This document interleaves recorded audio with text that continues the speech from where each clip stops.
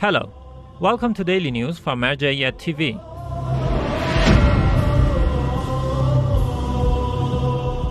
Memorials of Imam Hasan, peace be upon him, at the house of Grand Ayatollah Shirazi. The house of Grand Shia jurist Ayatollah Shirazi in Holy Comb hosted commemorations of the martyrdom anniversary of Imam Hasan, peace be upon him, the elder grandson of the God's holy messenger, on the 7th of SAFAR. The commemorations were attended by the Grand Jurist himself, as well as religious scholars, clerics, and groups of Shia believers. Nonviolence Incorporation praises release of prisoners by Houthis in Yemen.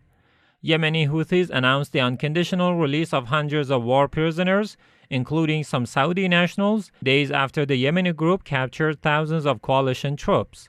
Nonviolence Incorporation lauded the humanitarian gesture by the Houthis and considered it as a first step to putting an end to the destructive war in Yemen. The nonviolence further called on all parties of the conflict to continue relieving tensions and tread on the path of peace and reconciliation. This human rights organization strongly believes that the move by the Yemeni Houthis is an important positive step to the reduction of tensions in this humanitarian catastrophe.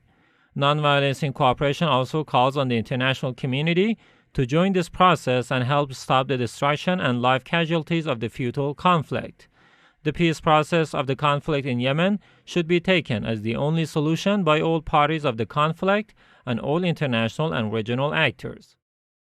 Fourth night of memorials at the house of Sayyid Ahmed Shirazi in Kuwait. The fourth night of the religious memorials was held at the house of Sayyid Ahmed Shirazi, the Grand Jurist's son, in Kuwait. These memorials were attended by groups of Shia believers, religious scholars, and activists. Memorials of Imam Hasan, peace be upon him, at the office of Grand Ayatollah Shirazi in Beirut.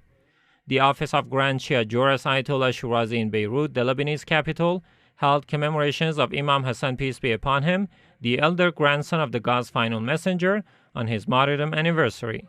The religious gatherings are attended by various groups of cultural and religious activists on a weekly basis on Thursdays.